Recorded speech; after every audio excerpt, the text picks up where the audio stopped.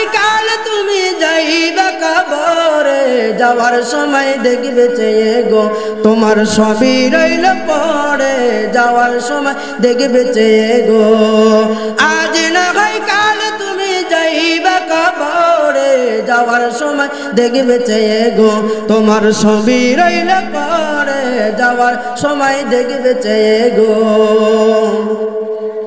দাদা গেল নানা গেল কেউ এলো না ফিরে, দাদা গেল নানা গেল কেউ এলো না ফিরে, সবাইকে যাইতে হবে গো। কেউ ফিরে আসছে? কথা বলেন, কেউ ফিরে আসছে? আসার জায়গা ওটা, বলেন আসার জায়গা ওটা। কেউ আসতে পারবে না? না, কেউ আসতে পারবে না। এই জন্য বলতেছেন দাদা গেল নানা গেল কেউ এলো না ফিরে, সবাইকে যাইতে হবে গো, একদিন সবাইকে যাইতে হবে গো।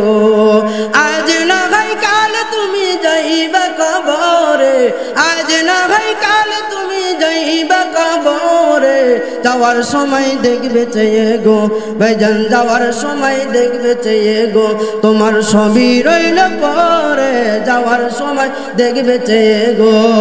বাবাজি, আপনাদের বেশি সময় নষ্ট করে আপনাদের গভীর রাতে কষ্ট দিতে চাই না। আমার বক্সিগঞ্জের বাবাজিরা, আমার ভাইয়ের, আমার বন্ধুগণ, আপনাদেরকে একটা সত্য একটা ঘটনা জানাই দিতে চাই। বলেন তো দেখি হেদায়েতের মালিক কে? আরো জোরে আওয়াজ দিয়ে বলেন কে? আল্লাহ পাক রব্বুল আলামিন। এই পৃথিবীর জমিনে কোনো মানুষকে যদি আল্লাহ পাক রব্বুল আলামিন হেদায়েত দান করে দেন গো বাবা, বেশি কথার দরকার হয় না, অল্প কথাতেই আল্লাহ তাআলা হেদায়েত দান করে দেয়। কন্যা সুবহানাল্লাহ। এই বন্ধুগণ, আমার ভাইয়েরা আমার, এই বিষয়বস্তু নিয়ে আমি আপনাদের সামনে সূরাতুল বাকারার, বন্ধুগণ আমার ভাইয়েরা আমার, সূরাতুল বাকারা 6 নম্বর আয়াতে কারিমা এবং 7 নম্বর আয়াতে কারিমা আমি আপনাদের সামনে খুতবার মধ্যে তেলাওয়াত করেছি গো বাবা। আল্লাহ পাক রব্বুল আলামিন এই জায়গার মধ্যে তিনি আল্লাহ পাক রব্বুল আলামিন ঘোষণা করে দেন, ইন্নাল্লাযীনা কাফারু সাওয়াউন আলাইহিম আ'আনজারতাহুম আম লাম তুনজিরহুম লা ইউমিনুন।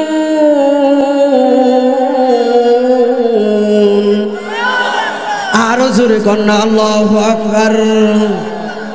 আমার ভাইরা রে, আল্লাহ পাক রব্বুল আলামিন তার হাবিবকে ডেকে ডেকে বললেন, হাবিব আমার, আমার বন্ধু, আপনি বারবার কাফেরদের কাছে দাওয়াত নিয়েছেন, আপনি কাফেররা কালেমা গ্রহণ করেন, এই জন্য আপনি পেরেশান হয়ে গেছেন। আল্লাহ পাক রব্বুল আলামিন ডেকে ডেকে আমার আপনার পয়গম্বরকে বলতেছেন, শুনেন হাবিব আমার ভাইজান, গভীর মনোযোগ দেন গো বন্ধু। আল্লাহ পাক রব্বুল আলামিন তার হাবিবকে ডেকে বলেন, হাবিব আমার, দুনিয়ার মধ্যে যে সমস্ত মানুষরা কাফের হইয়া গেছে, যারা কাফের হইয়া গেছে, আপনি তাদেরকে যতই দাওয়াত দেন না কেন, যতই আপনি তাদেরকে কালেমার দাওয়াত দেন না কেন, যতই আপনি তাদেরকে ভয় দেখান না কেন, জান্নাতের আশা দেখান না কেন, আমি আল্লাহ বলে দিলাম তারা জীবনেও কোনোদিন কালেমা গ্রহণ করবে না। আমার আল্লাহ বলে দিলেন, লা ইউমিনুন, তারা জীবনেও কোনোদিন ঈমান আনবে না, অর্থাৎ ঈমান এনে মুসলমান হইবে না। কথা ডাকা আমার আল্লাহ জানাই দিলেন, হাবিব আমার, তারা জীবনেও কোনোদিন কালেমা গ্রহণ করবে না।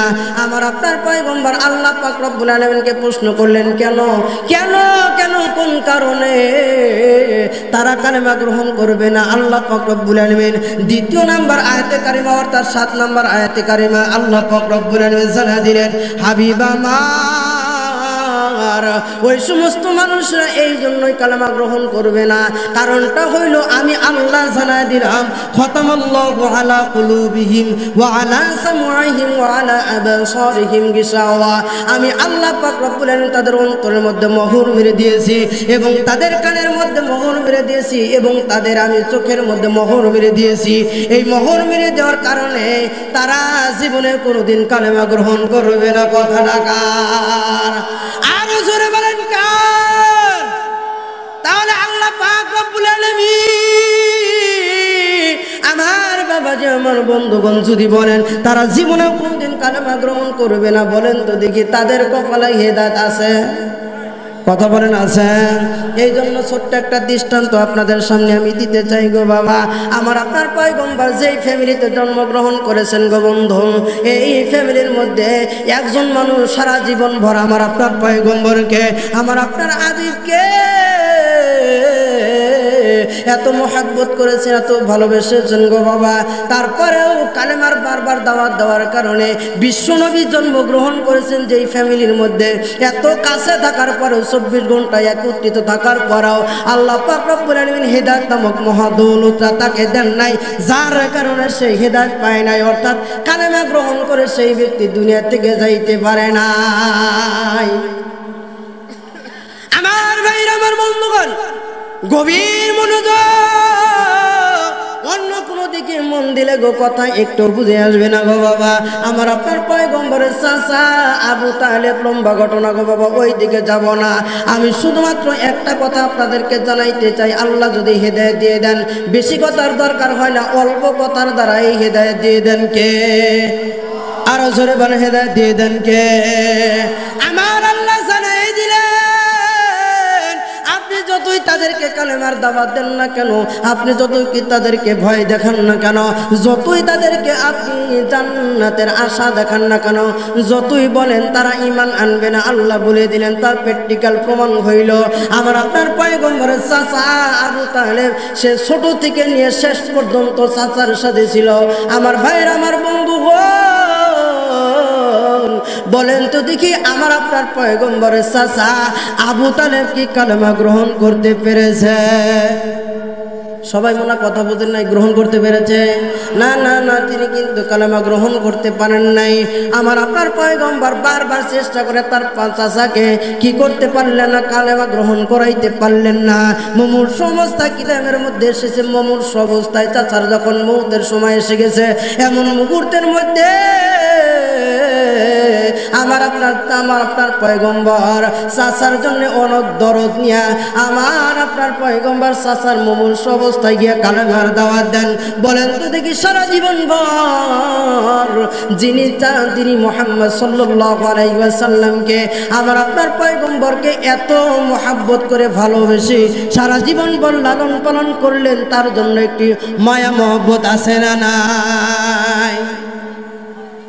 তিনি ভাবলেন যে আমার চাচা আমাকে এত মহব্বত করেছে, ভালোবেসেছে, দুনিয়ার দিক দিয়ে এবং আখিরাতের দিক দিয়ে এমন কোনো দিক নাই যেই দিক দিয়ে আমাকে আমার চাচা সহযোগিতা না করেছে, আমাকে মহব্বত করেছে।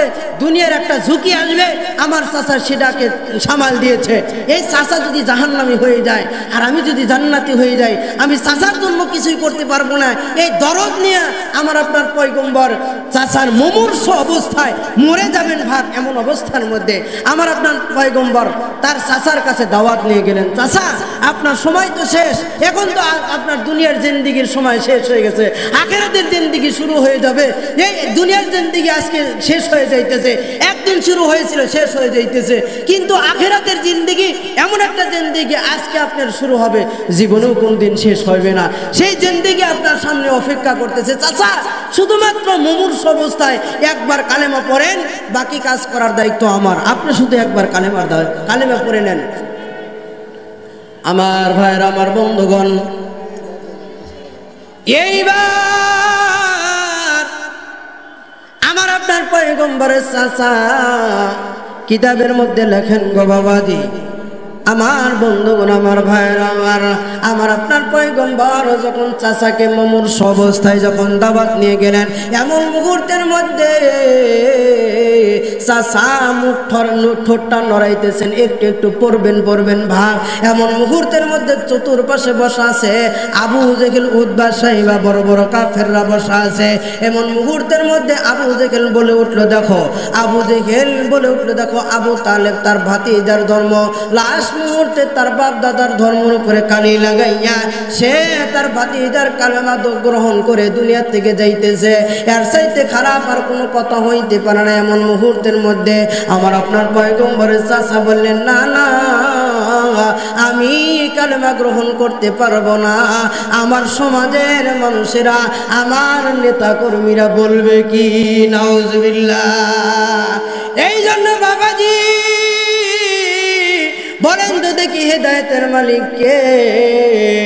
আর জোরে বলেন হেদায়েতের মালিক কে?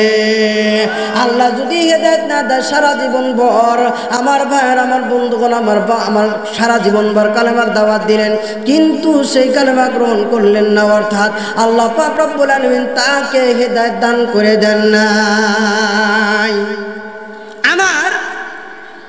আমার আপনার পয়গম্বর সেই জবানি মুবারকা দিয়ে, যেই জবান দিয়ে চাচাকে সারা জীবন বরদাবাদ দিছে, গ্রহণ করেন নাই। সেই পয়গম্বর আবু বকর সিদ্দিক রাদিয়াল্লাহু তাআলা আনহুকে শুধুমাত্র একবার, জোরে বলেন কয়বার? আরো জোরে আওয়াজ দিয়ে বলেন কয়বার? কিতাবের মধ্যে রাখেন আবু বকর সিদ্দিক রাদিয়াল্লাহু তাআলা আনহুকে আমার আপনার পয়গম্বর শুধু একবার বলছেন, আবু বকর, আল্লাহ পাক রব্বুল আলামিন আমাকে শেষ নবী হিসেবে দুনিয়ার জমিনে তোমাদের পয়গম্বর হিসেবে আল্লাহ তাআলা আমাকে পাঠাইছেন, আমার উপরে কালেমা পড়ে মুসলমান হয়ে যাও। আর জোরে কান না তো সুবহানাল্লাহ। এইবার বাবাজি আমার বন্ধুগণ গভীর মনোযোগ দিয়ে দেন গো বন্ধু। আবু বকর সিদ্দিক রাদিয়াল্লাহু তাআলা অন্য কিতাবের মধ্যে লেখেন,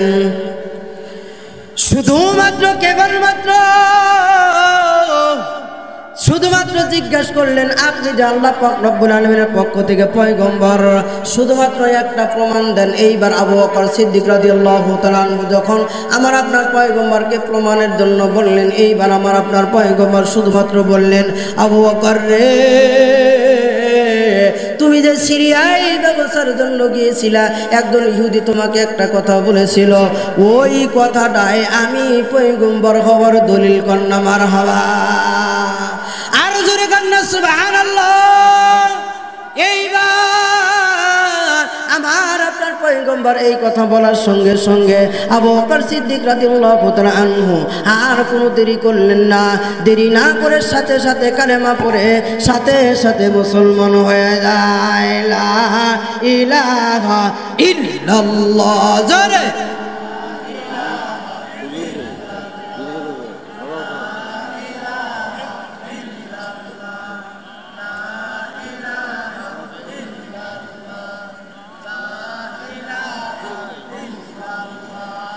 দেখো মৌলার কি খেলা, বজলো ডঙ্কার কারবালা, অগ্নি কুণ্ডে বৈশাখ হাসে, অগ্নি কুণ্ডে বৈশাখ হাসে, ইব্রাহিম খলিলুল্লাহ, লা ইলাহা ইল্লাল্লাহ। জয়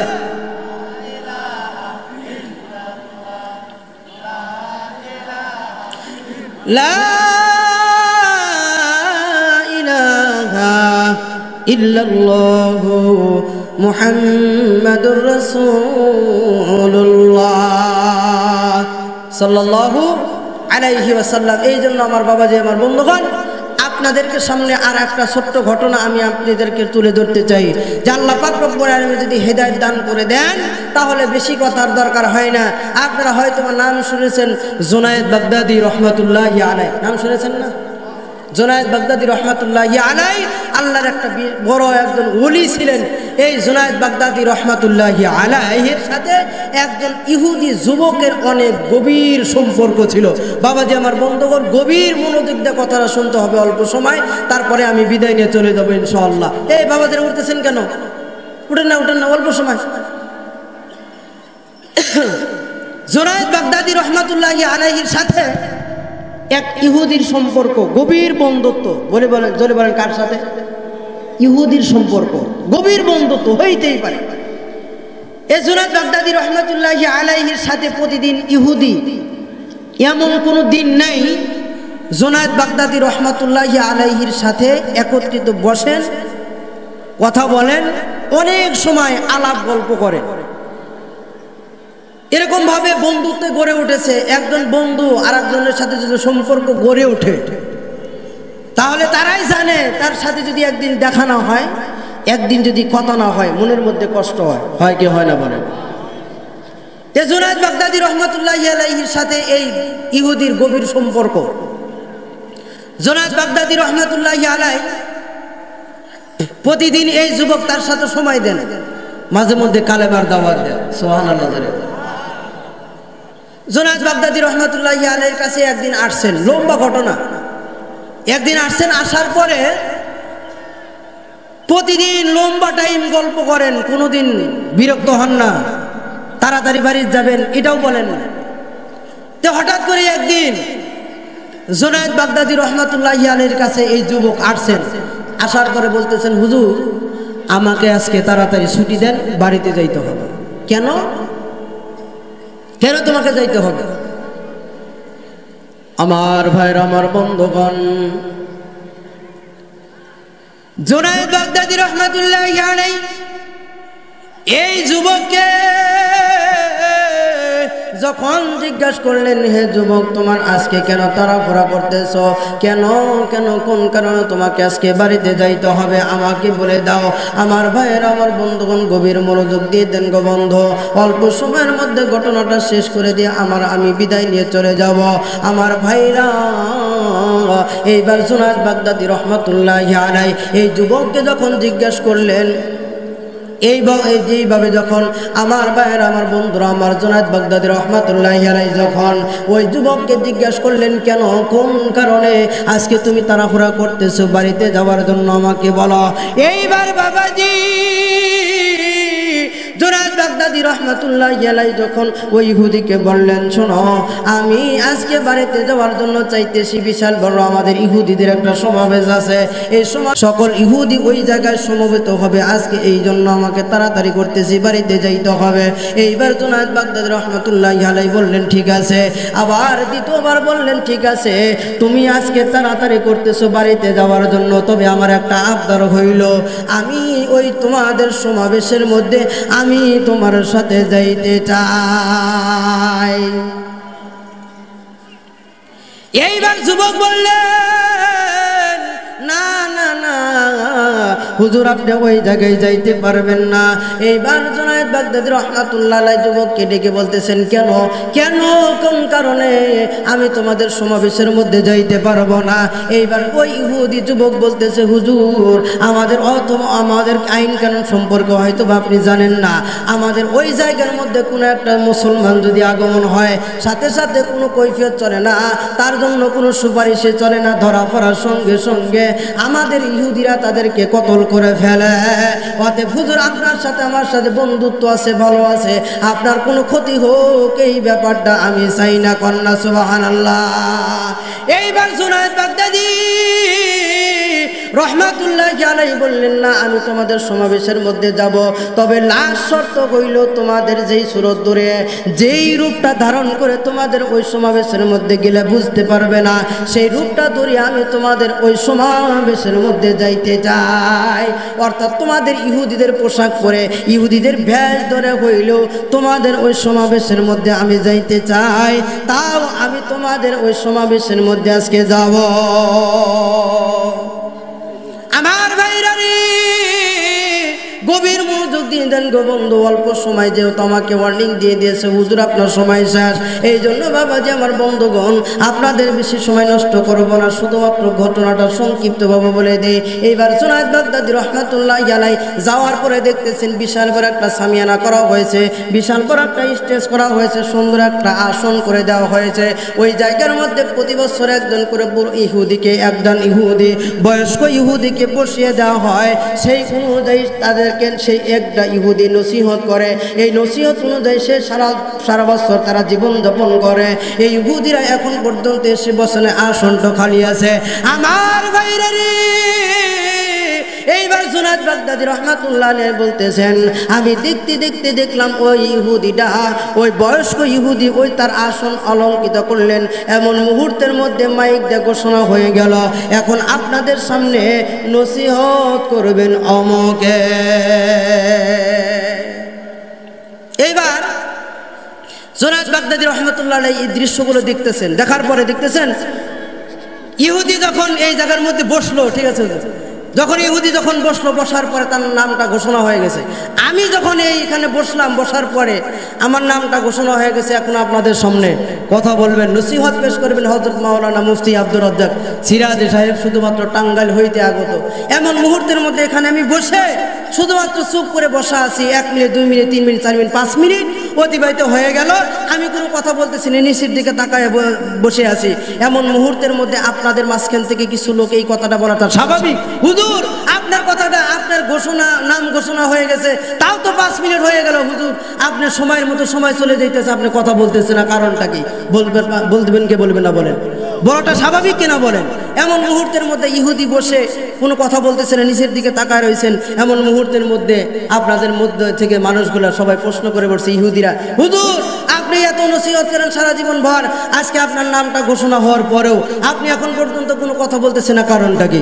এইবার ইহুদি বলতেছে, আমি আজকে এখানে কথা বলতে পারতেছি না, কারণ হইল এই জায়গার মধ্যে একজন খাঁটি মুসলমানের আবির্ভাব হয়েছে, সুবহানাল্লাহি ওয়া বিহামদিহি। এই মুসলমানের কারণে আমি কথা বলতে পারতেছি না। আমার বাবাজি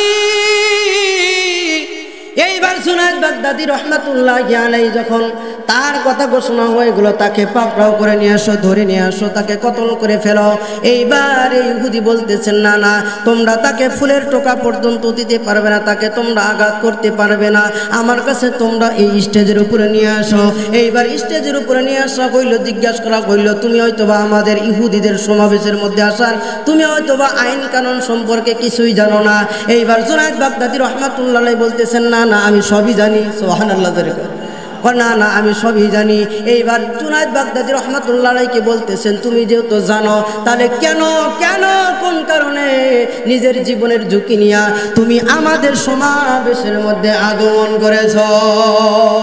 এইবার জুনায়েদ বাগদাদী রহমাতুল্লাহ আলাইহি ওই ইহুদিকে বললেন, আপনাদের কোনো ক্ষতি করার জন্য আমি এখানে আসি নাই, আপনাদের তামাশা দেখার জন্য এসেছি। কি দেখার জন্য? তামাশা দেখার জন্য আসছি। এইবার ইহুদি বলতেছে, ঠিক আছে, তুমি যেহেতু তামাশা দেখার জন্য আসছো, তোমাকে আমি 3টা প্রশ্ন করতে চাই। জোরে বলো, কয়টা? 3টা প্রশ্ন করতে চাই। 3টা প্রশ্নের যদি জবাব তুমি দিতে পারো 100%, আমার মন চাহি, আমার মন খুশি করে যদি জবাব দিতে পারো, তাহলে তোমাকে ফুলের টোকাও দেওয়া হবে না, তোমাকে ছেড়ে দেওয়া হবে। এইবার জুনায়েদ বাগদাদী রহমাতুল্লাহ আলাইহি বলেন, 3টা প্রশ্নের জবাব যদি আমি দিতে পারি, আমার হাতে হাত ধরে কালেমা পড়ে মুসলমান হবেন, এই কথা দিতে হবে। এইবার জুনায়েদ বাগদাদী রহমাতুল্লাহ যখন শর্ত লাগাই দিলেন, ইহুদি বললেন যে ঠিক আছে, আমি আপনার হাতে হাত ধরে কালেমা পড়ে মুসলমান হয়ে যাবো। জোরে কন্যা সুবহানাল্লাহ। সময় 5 মিনিট দিলে ভালো হতো। প্রশ্নটা একটু শেষ করবে। না, উত্তেজিত হওয়া যাবে না, যেহেতু ঢাকা থেকে মেহমান আসছে, ঢাকা থেকে মেহমান আসছে, এর উত্তেজিত হওয়া যাবে না। হ্যাঁ আচ্ছা ঠিক আছে। জুনায়েদ বাগদাদী রহমাতুল্লাহি আলাইহিকে 3টা প্রশ্ন করলেন। জোরে বলেন, কয়টা? 3টা প্রশ্ন করলেন। 1 নাম্বার প্রশ্ন হলো, 3টা জান্নাত, জোরে বলেন কি সম্পর্কে? জান্নাত সম্পর্কে প্রশ্ন করলেন। আমাদের মুসলমানের ধারণা হলো আল্লাহ পাক রব্বুল আলামিন যাদেরকে জান্নাত দান করে দিবে, তারা ওই জান্নাতের মধ্যে খাইবে, পান করবে, সব কিছু করবে, কিন্তু ওই জান্নাতের মধ্যে খাওয়ার পরেও, পান করার পরেও পেশাব পায়খানার দরকার নাই। সুবহানাল্লাহ। এইবার ইহুদি বলতেছে, আপনাদের মুসলমানের ধারণা হইল একজন মানুষ জান্নাতে খাইবে, পান করবে, সব কিছু করবে, কিন্তু ওই জায়গায় পেশাব পায়খানার দরকার নাই। এই জিনিসটা আমার বিশ্বাস হয় না। 1 নম্বর প্রশ্ন। 2 নম্বর প্রশ্ন হইল, যে আল্লাহ রাব্বুল আলামিন এই জান্নাতের মধ্যে এই বৃক্ষটা পুরা করবে, এই কথাটা আমার বিশ্বাস। 2 নম্বর প্রশ্ন। এইবার 3 নম্বর প্রশ্ন, জান্নাতের মধ্যে যত নাজ নিয়ামত আল্লাহ তাআলা দিবেন, জান্নাতীরা যত খাইবে, ওই জান্নাতের মধ্যে আবার জীবনেও কোন দিন শেষ হইবে না। এই কথা আমার বিশ্বাস। আরো জোরে বলেন, কয়টা? এইবার জুনায়েদ বাগদাদী রহমাতুল্লাহ আলাইহি, লম্বা ঘটনা, জুনায়েদ বাগদাদী রহমাতুল্লাহ আলাইহি একটা করে জবাব দিতেছেন। এইবার ইহুদিকে বলতেছেন, ঠিক আছে, আপনাকে আমি উত্তর দিতেছি, একটা বলেন, যেই ব্যক্তি প্রশ্ন করে সেই বড়, না যেই ব্যক্তি উত্তর দেয় সেই বড়? আপনারা কি বলেন? যে উত্তর দেয় সেই হলো ওস্তাদ সমতুল্য, আর যে প্রশ্ন করে অতএব আপনি হলেন ছাত্র, আমি হলাম শিক্ষক। আপনি সিট ছেড়ে দেন, আপনার আসনে বসে আমি প্রশ্নের জবাব দিতে চাই। সুবহানাল্লাহি ওয়া বিহামদিহি। আল্লাহ পাক রব্বুল আলামিন তার জেহেনের মধ্যে কি টেকনিক দিয়ে দিলেন দেখেন। এখানে বসে বসে জবাব দিতেছে। আপনি প্রশ্ন করছেন এক নাম্বার প্রশ্ন করেছেন। মুসলমানের ধারণা হইল যে সমস্ত মানুষকে আল্লাহ পাক রব্বুল আলামিন জান্নাত দান করবে, জান্নাতের মধ্যে খাইবে, পান করবে, সব কিছু করবে। কিন্তু বাবাজি ওই জায়গার মধ্যে জীবনে কোনো দিন পেশাব পায়খানার দরকার নাই। এইবার জুনায়েদ বাগদাদী রাহমাতুল্লাহি আলাইহি ইহুদিকে জিজ্ঞাসা করতেছেন, শোনেন আপনি যে মা বাবার ওরস হয়ে দুনিয়াতে আসছেন? বলে হ্যাঁ, আমি একজন মা বাবার গর্ভ হয়ে দুনিয়াতে এসেছি।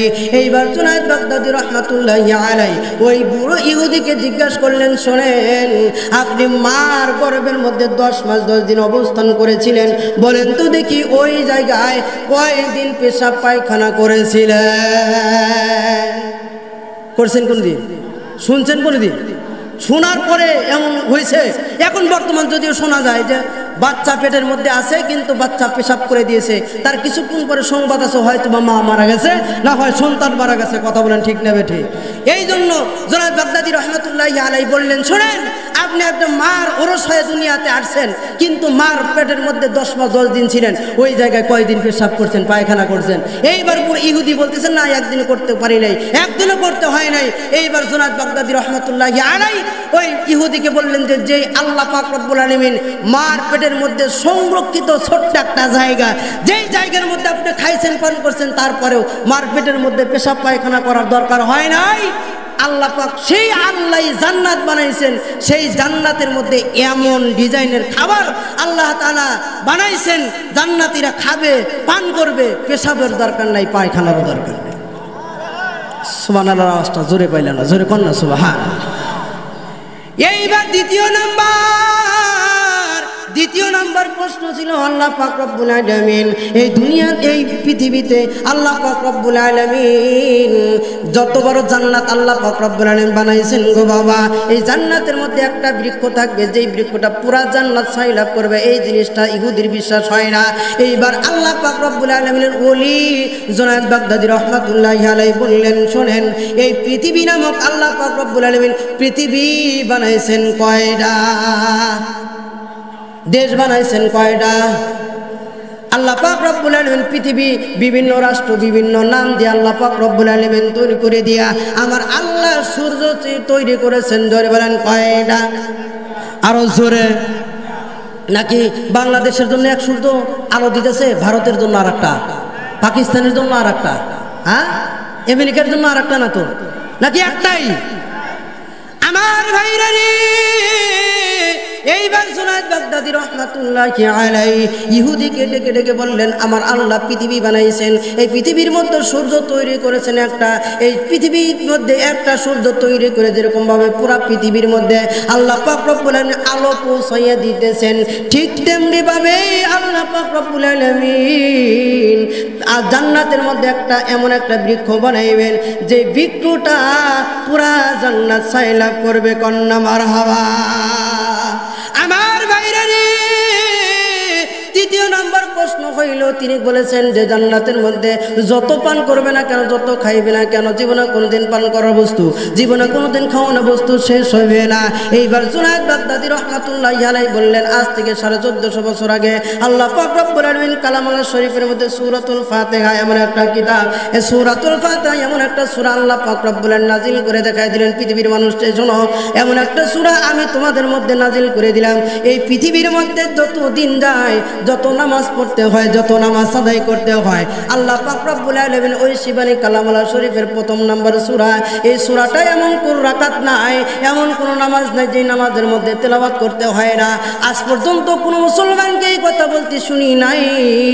সূরা ফাতিহা পড়তে পড়তে শুনতে শুনতে আর শুনতে মনে চাই না, অতিপ্ত হয়ে গেছি। এখন থেকে আমরা রাজনীতি করলাম, রাস্তা অবরোধ করলাম, এই করলাম সেই করলাম, আজকের থেকে নামাজের মধ্যে প্রথম রাকাত সূরা আর চলবে না, অন্য একটা পরিবর্তন করে সূরা বসাইয়া দাও। কথা বলেন না কেন? শুনছেন? শুনছেন কেউ? কোনদিন শুনবেন? কোনোদিনও শুনবেন না। কারণটা হইল আপনাদের মাদ্রাসার মুহতামিম সাহেব যদি এক রকমের তিলাওয়াত করে, এই হাফিজ সাহেব তাদেরকে এই মুহতামিম সাহেবের হাত দ্বারা যতগুলো হাফেজ তৈরি করে দিয়েছেন, এই হাফেজটা যদি তিলাওয়াত করে এক রকমের মজা, আপনাদের ইমাম সাহেব যদি তিলাওয়াত করে এক রকমের মজা। যেইভাবে তিলাওয়াত করুক না কেন বাবাজি, এমন একটা আকর্ষণের মজা আল্লাহ পাক বলেন সূরাতুল ফাতিহাতে দিয়েছেন, যত শুনতে মনে চাই খালি মনে হয় শুনি আর শুনি। জীবনেও কোনোদিন এই সূরা ফাতিহার উপরে কেউ বিরক্ত হয় না। জোরে জোরে কন্যা সুবহানাল্লাহ। এইবার জুনায়েদ বাগদাদী ইহুদিকে ডেকে বললেন, আমার আল্লাহ পাক রব্বুল আলামিন আজ থেকে 1450 বছর আগে সূরাতুল ফাতিহা নাযিল করে দিয়া এমন একটা আকর্ষণের মজা দিয়ে আল্লাহ পাক রব্বুল আলামিন সূরাতুল ফাতিহার মধ্যে দিয়ে দিলেন। এই মজা আর আকর্ষণ পৃথিবী উল্টে যাবে, তাও সূরা ফাতিহার আকর্ষণের মজা শেষ হবে না। কন্যা সুবহানাল্লাহ, আর জোরে কন্যা সুবহানাল্লাহ। এইবার জুনায়েদ বাগদাদী রহমাতুল্লাহি আলাইহি তিনি বললেন যে শোনেন, যেই আল্লাহ সূরা ফাতিহার মধ্যে এমন মজা দিয়েছেন, আকর্ষণ দিয়েছেন, সেই আল্লাহই জান্নাতের মধ্যে জান্নাতি বান্দাদের জন্য রিজিক প্রদান করেছেন। যেইভাবে সূরা ফাতিহার মজা শেষ হয় না, ওইভাবে জান্নাতীদের আহার জীবনেও কোনোদিন শেষ হবে না। জোরে বলুন সুবহানাল্লাহ। এইবার 3টা প্রশ্নের জবাব দেওয়ার পরে ইহুদিকে জিজ্ঞাসা করছেন, আমার প্রশ্নের জবাব সম্পূর্ণ 100% আপনি বুঝেছেন? বলে হ্যাঁ বুঝেছি। এইবার জুনায়েদ বাগদাদী রহমাতুল্লাহি আলাইহি বললেন, আপনি যে কথা দিয়েছিলেন আমার হাতে হাত ধরে কালেমা পড়ে মুসলমান হবে, তাহলে আপনি আমার হাতে হাত ধরে কালেমা পড়ে মুসলমান হয়ে যান। এর পূর্বে আপনি 3টা প্রশ্ন করলেন আমাকে, আপনার 100% আপনার মন চাহি, আপনার যেরকম মন ভরে যায় একটা, এমন জবাব আপনি চাইছিলেন, আপনাকে আমি দিয়ে দিছি। আপনাকে আমি একটা প্রশ্ন করতে চাই, জোরে বলেন কয়টা? এই একটা প্রশ্নের যদি জবাব দিতে পারেন, তাহলে এই মজমার মধ্যে যতগুলো মানুষ আছে সকলকে সাথে করে নিয়ে আমাকে মুসলমান হইতে হবে। এইবার জুনায়েদ বাগদাদী রাহমাতুল্লাহি আলাইহি প্রশ্ন করবেন ভাব, এমন মুহূর্তের মধ্যে ওই যে আগে নাম ঘোষণা হওয়ার পরেও নিচের দিকে মুখ দিয়ে বসে আছিলেন, এইবারও ওই ইহুদি নিচের দিকে মুখ দিয়ে বসা আছেন, আর কোনো কথা বলতেছেন না। সবাই আগের মতো ক্ষিপ্ত হয়ে গেছে, হুজুর সারা জীবন ভর আপনার কথাই শুনলাম, এই যুবককে 3টা প্রশ্ন করলেন আপনি, 3টা প্রশ্নের জবাব আপনার মন যেরকম চাই সেরকম দিল, এই যুবকের একটা প্রশ্নের জবাব আপনি দিতে পারতেছেন না, হুজুর এটা তো হইতে পারে না। এইবার জুনায়েদ বাগদাদী রাহমাতুল্লাহি যখন প্রশ্ন করবেন, ইহুদি বলতেছেন যে শোনো, সকল ইহুদিকে উদ্দেশ্য করে বলতেছেন যে শোনো, এই যুবকের প্রশ্নের জবাবও দিতে পারি এবং তার প্রশ্ন আমি শুনতে পারি যদি তোমরা আমার সাথে থাকো। সুবহানাল্লাহ জোরে বলেন। এইবার সকল ইহুদি বলল, ঠিক আছে আমরা আপনার সাথে আছি, আপনার প্রশ্ন জবাব দেন। এইবার আমিও বলতেছি, আমিও প্রশ্ন করতে পারি, জবাব দিতে পারি যদি আপনারা আমার সাথে থাকেন। আপনারা আমার কি থাকেন? আজকে যেহেতু বক্তা বসে দিয়ে অনেকক্ষণ আলোচনা করলাম, এটা ঠিক না, এটা কি না ঠিক না, বক্তার জন্য বক্তা ঠিক না। তারপরেও ঘটনা যেহেতু শুরু করেছি, যদি ঘটনা শুরু করার আগে যদি বক্তা এসে পড়তো তাহলে স্টেজ ছেড়ে দিতে বাধ্য হইতাম। এই জন্য প্রশ্ন বলা এবং উত্তর দেওয়া, আরো লম্বা কথা আজকে বলতে পারলাম না। আল্লাহ পাক রব্বুল আলামিন আবার কোনোদিন যদি এই মেরুর চর আশেপাশে অর্থাৎ বক্সিগঞ্জের আশেপাশে কোথাও আসার তৌফিক আল্লাহ পাক রব্বুল আলামিন দান করেন, সেই দিন আল্লাহ যদি বাঁচায়, আল্লাহ যদি তৌফিক দান করেন, প্রশ্নের জবাব এবং প্রশ্নটা বলবো, আল্লাহ পাক রব্বুল আলামিন আমাকে আপনাকে সকল কথার উপরে আমলের তৌফিক দান করেন। সকলে বলেন আমিন, আরো জোরে বলেন আমিন।